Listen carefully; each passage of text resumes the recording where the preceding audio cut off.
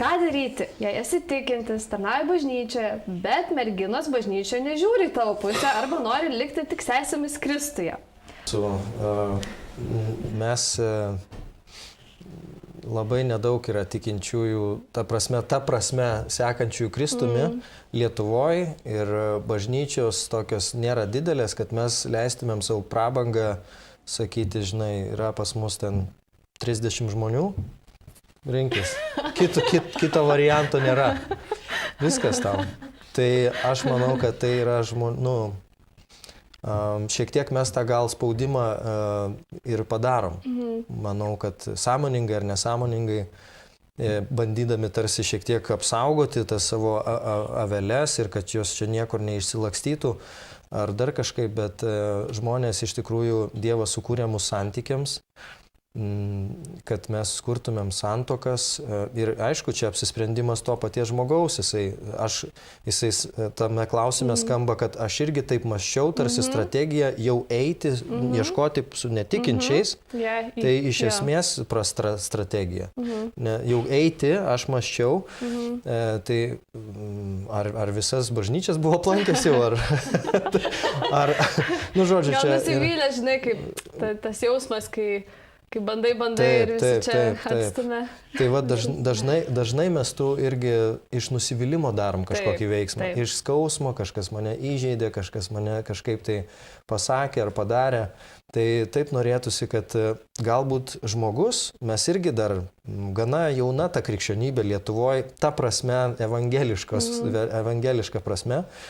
Ir galbūt kartais pritrūksta mums ir kantrybės, ir minčių apie tai mąstyti. Galbūt tave Dievas pašaukė vienam gyventi. Ne. Galbūt vyrą arba merginą. Aš nesakau, kad taip turi. Galbūt. Taip. Ir tokį atsakymą galim surasti tik tai su Dievu kartu. Taip. Bet jeigu ima panika, ta prasme jau mano namai dega, aš neturiu ir dabar darysiu, ką nori, aš eisiu su bet kuo, tada gali taip sunku būti labai.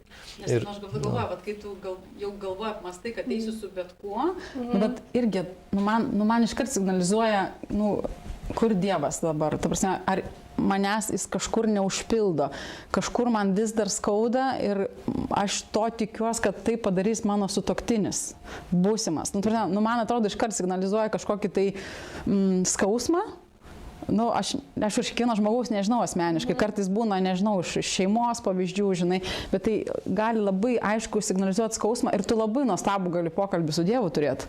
Apie tai, kas man skauda, kodėl man skauda, ką man to vyro reikia ir apie kokius dalykus kur man skauda, kuriuose vietose. Ir tarsi tu galėtumai su Dievu pabendravus, užsigydyti tą žaizdas ir būti dar nuostabesnis žmogus. Ir tarsi, čia ir netgi gal be to sutuoktinio. Tai irgi, kam tas sutuoktinis? Labai, šiaip dar čia atskira tema turbūt yra, bet kad nebūtų tai, kad tu neišsiaiškinai su Dievu ir tu bandai kažką tai atrasti kitame žmoguje. O mes visi be Dievo tuštoki. Kad netgi tavo tą etapą, kai tau nesiseka santykiuose, gali išnaudoti Dievo paieškai ir kažkokių savo vidinių dalykų išsprendimai. Taip. Tai mes tikrai nerekomenduojam kurti strategijas, kad man nesiseka. Man nesiseka, aš esu įskaudintas, aš esu įžeistas, aš esu nukentėjęs. Ir aš dabar eisiu kažkur tenais ir ieškosiu meilės. Taip. Labai prasta strategija. Labai prasta būtų. Tikrai labai geras atsakymas. Žiūrėti, ką Dievas daro šitame etape, ar ne, ir nepasiduoti desperacijai, nes iš tiesų gali užklupti, ypač, kai tu tikiesi, kai tu lauki ir vis nesiseka. Visas draugės, pavyzdžiui. Jo, visas draugės turi. Taip. Tai yra turbūt ta įtampa ir ten bažnyčiose kalba, kaip, žinai, kaip šeimos. Nes apie viengungystę tai nekalba labai daug. Dievas jūs pašaukė viengungystei, valio. Jo, mes net nežinom, kas tai yra blogis. Taip. Bet mes nežinom, kaip tas yra ir neturim daug pavyzdžių gerų kažkokių, tai kad, žinai, kažkas dalintųsi. Galbūt čia dar viena tema, žinai, galėtų būti. Taip. Nes aš nežinau, man buvo 18 Tai dar ten Sovietų sąjungos tik išsikrapštė, atsimenu, man senelė, žinai, sako, nu jau tikrai senmergė būsi, mano 18, aš galvoju, wow. Nu, senmergė, aš jo. Tai, žinai, realiai ir galvoja, žinai, nu, irgi tai gali būti kultūrinis dalykas, kuris mums uždėta, žinai, ir jau mes jau viskas, jau, žinai, ten 22 jau man, 25, 30 jau viskas, nu jau viso, miriau. Nu ir, prasme, kad nu, labai daug dalykų, kur galėtum labai šauniai turėti šaunių pokalbių su Dievu. Taip. Įvairiom temom. Tikrai sutinku. Ir paminėjom tą tokį tarp bažnytinį, ar ne, nu, kad bendravimą, kad nebūtinai čia, jeigu nesusirini savo bažnyčią, tai kita. O ką Jūs manote apie tarp konfesinį bendravimą? Pavyzdžiui, klausia katalikų ir protestanto draugystę. Kaip tai suderinti, kalbant apie santuoką? Ir, pavyzdžiui, iškyla tada vaikų krikštas, bažnyčia, teologiniai klausimai, kaip Jūs manote? Patikslinčiau, nesiūlyčiau eiti į kitą ir išeiti kažkur. Sakyčiau, bažnyčiose reiktų tiek daugiau vienybės ir tokio bendrų kažkokių dalykų, kad taip kažką kartu darytumėm, alfa kursus kartu darytumėm, evangelizacijas, nežinau, kažkokius šlovinimo vakarus, kur atsirastų taškai, kur įvyktų tos draugystės ir kur galėtumėm daugiau tų liudijimų sakyti, o, amen, ten radau.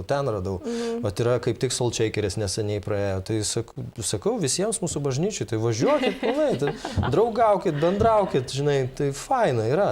Tai manau, kad galbūt tokio saugojimo mes biškį padarom savo meškos paslaugą. Nu, kai kada, aš nežinau, ar čia vienybės trūkumas, ar toks bandymas apsaugoti, bet nėra tas ir blogas pas mus Lietuvoje bažnyčias. Tai manau, kad reikia biškį taip atsvert. Apie tą kataliko ir ten protestantiško, ne? Tai aš vis tiek manyčiau, kad jeigu tu jau eini santuoką, tai tu turi jau žinoti prieš santuoką, kurioje bažnyčiai tu būsi. Ir jeigu tu jau nusprendi, ar ne, nu, kad jau jūs tuokėtės, reiškia, ten laukai kažkurie sueina, nu, aš manyčiau, kad ar ten moteris, ar vyras, jie turi jau apsisprendę eiti tą bažnyčią ir būti pagal tą bažnyčią. Ir ta prasme tikrai nebekvestionuoti klausimų.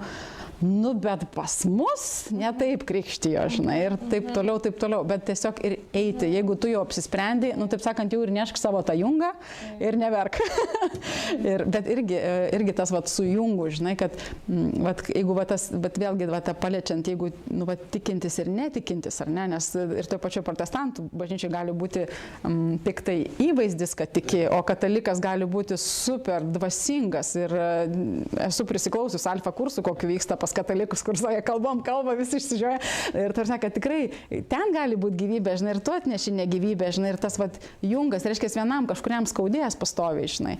Ir tas, vat, kur irgi nenešk jungo, ar ne, su netikinčiu, žinai, kad irgi gali būti tas vat, jautis ir asiliukas ir du padėti ir jie turi ravėti žemę.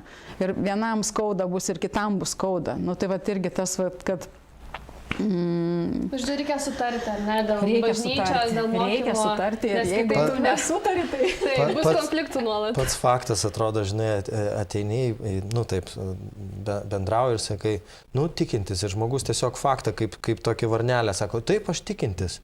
Ir jeigu tik tai to užtenka, tai labai viskas kažkaip ne visai gal, žinai, manyčiau vis tiek tu nori suderinti, žinai, tikėjimo kažkokį tai gylį, ant kiek jūs, ką jūs veiksit, tarnausit. Ar jūs, žinai, kaip jūs, koks požiūris į bažnyčią, kaip tu įsivaizduoji, žinai, mano gyvenimą toliau, galbūt ar mes norim būti misionieriai, ar mes norim tarnauti bažnyčiai, ar tu, žinai, aš turiu pašaukimą, žinai, būti kaip, ar ten pastorius, ar ten dar kažkas sakytų, žinai, o ką tu manai apie tai? Ne, aš tai noriu tiesiog apsiženyti ir karts nuo karto nueiti. Jeigu pastorius būsi, tai ne. Ar karts nuo karto nueiti į bažnyčią tiesiog. Tai va tas tikėjimo, mes kalbam apie atidavimą Dievui gyvenimo ir kaip mes tą kartu galim padaryti. O jeigu tiesiog pažymėta varnelė, žinai, nu tikiu, netikiu. Nu, atitinka, čia tiki, nu kartais nueina į bažnyčią. Jo, mano tikslas yra santuoka. Ir aš noriu dabar, žinai, surinkti visas varneles. Bet mano tikslas išlaikyti santykį stiprų su Dievu. ar šitas žmogus man padės, tai, ne tai, kad padės, bet ar nesutrukdys bent jau. Ir iš tos perspektyvos, nes mūsų užvaldo tas, natūralu, mūsų užvaldo tos meilės, meilės karjerai, meilės pasauliui, meilės emocijom, meilės visokiem dalykam. Ir tada truktelna mus meilė kažkam, bet ne meilė Dievui.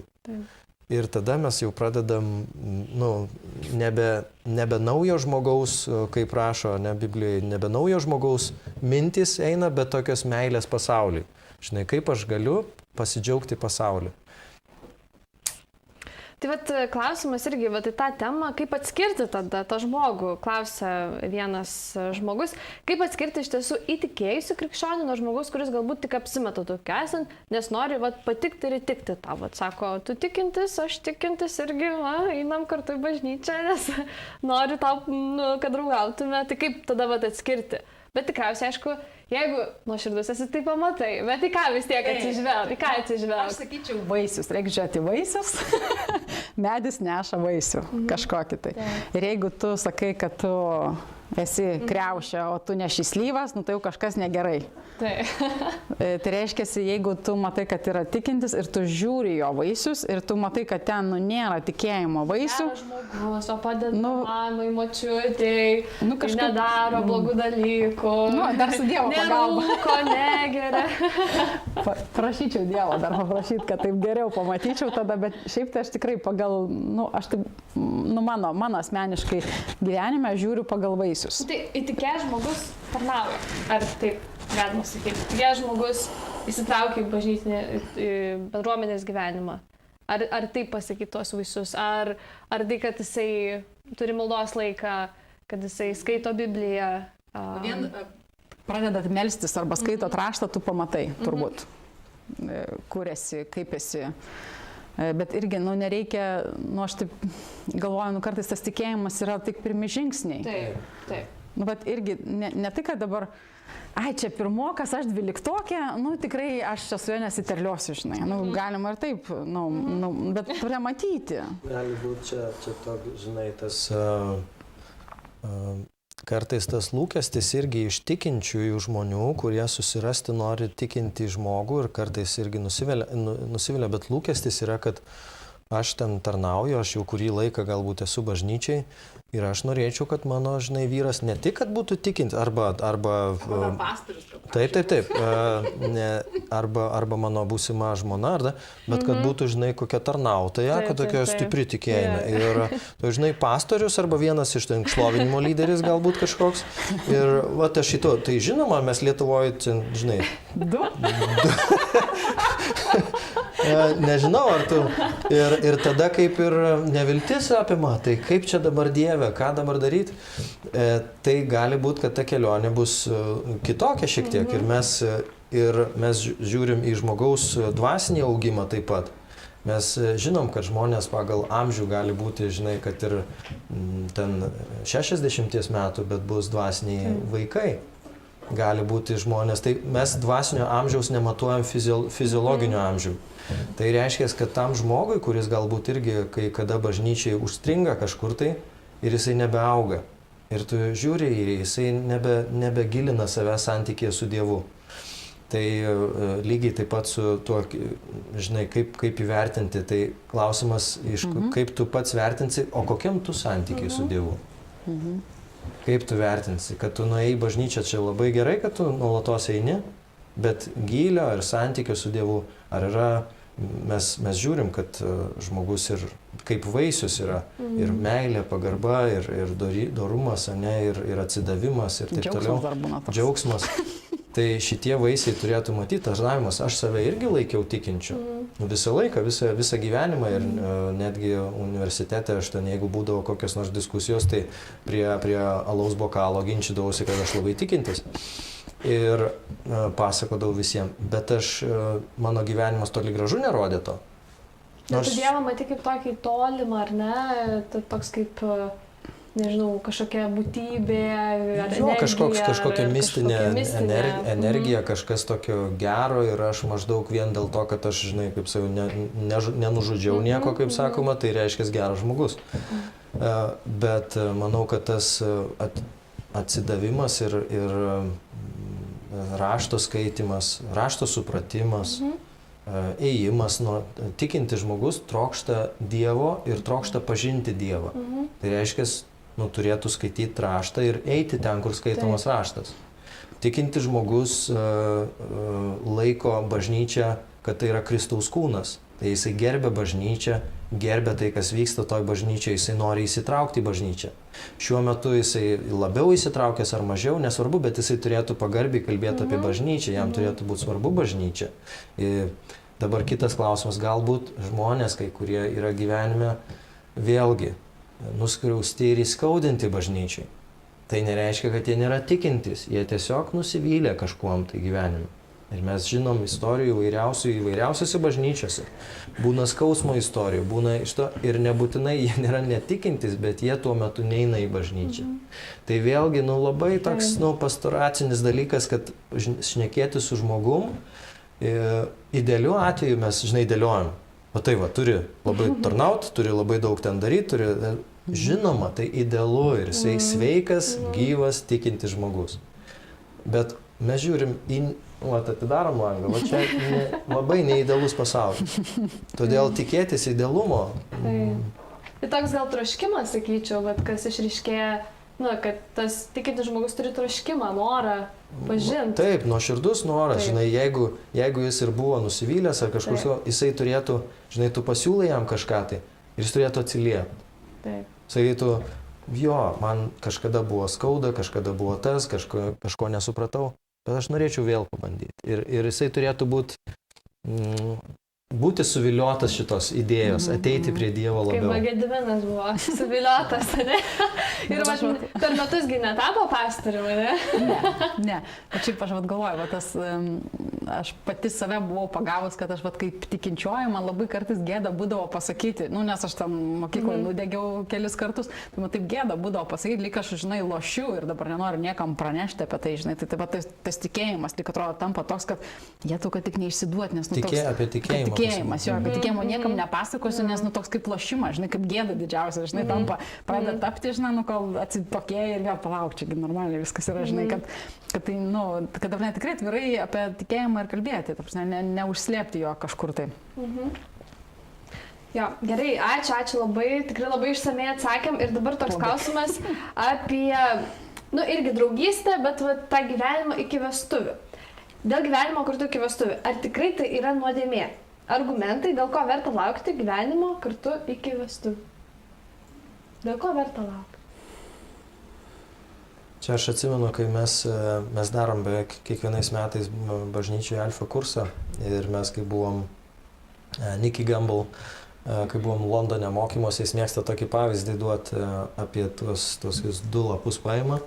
Ir jeigu tu juos suklijuoji su tepiklijais ir abudu 2 skirtingų spalvų lapus, ką pradžios knygai mes matom, kaip sako, Dievas sukūrė vyrą ir moterį pagal savo atvaizdą ir vyras glausis prie moters, paliks savo tėvą ir motiną ir jie bus viena. Tai tie 2 lapai suklijuoti yra viena. Tai jeigu prasidėjo jau santykiai, kažkokie tai seksualiniai santykiai, jie yra viena. Jau yra dvasiniai, fiziniai ryšiai, psichologiniai, emociniai, jie sulipdo žmogų. Ir kiekvieni santykiai, vėl juos atplėšus, jie palieka daug žaizdų. Vienoje ir kitoje pusėje. Ir įsivaizduokim, daugiau tų santykių, daugiau lipdymų, daugiau atplėšimų. Mes sakom, pasaulis tuo kaip ir vertina tik tai tą tokią fiziologinę, tarsi tu patenkinai savo kažkokius seksualinius poreikius.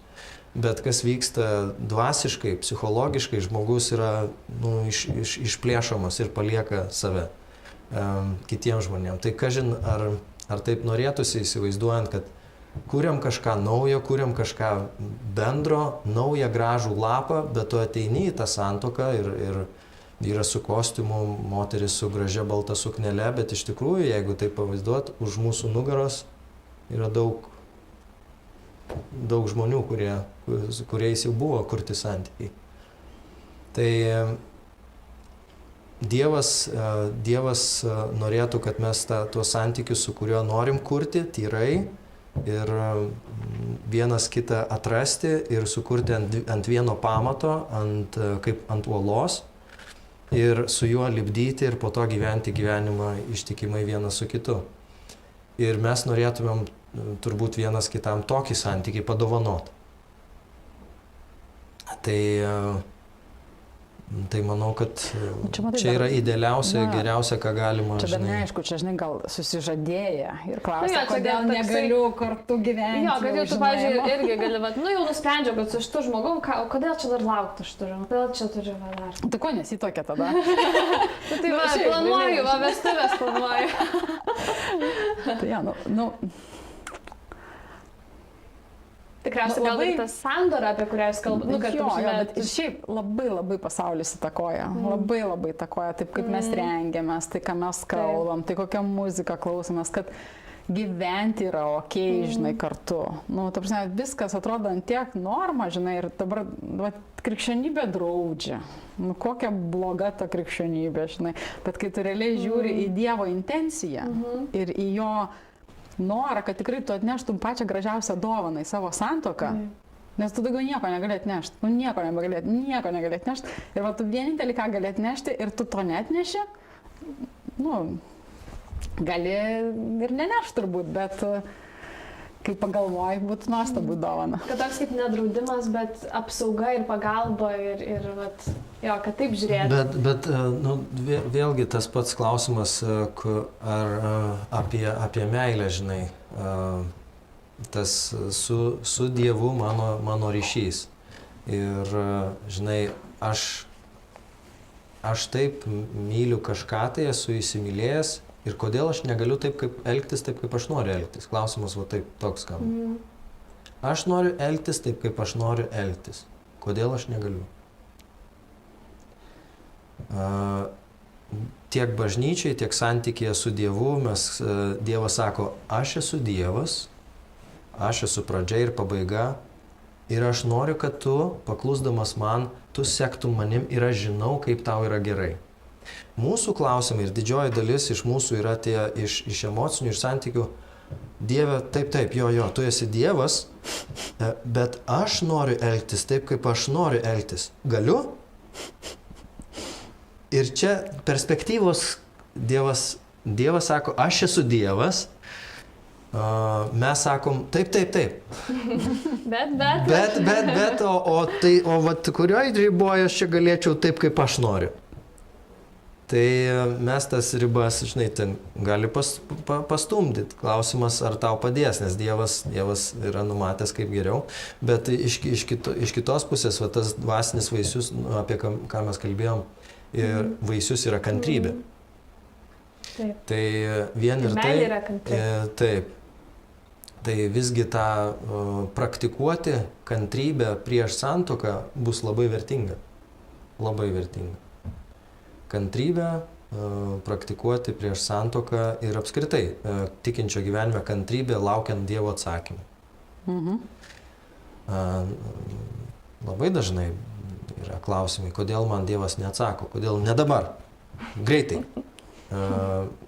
Ir tai susiję su mūsų ir psichologija, seksualumu, kai mūsų pasaulis taip viską greitai. Ar greitai statosi santuoka?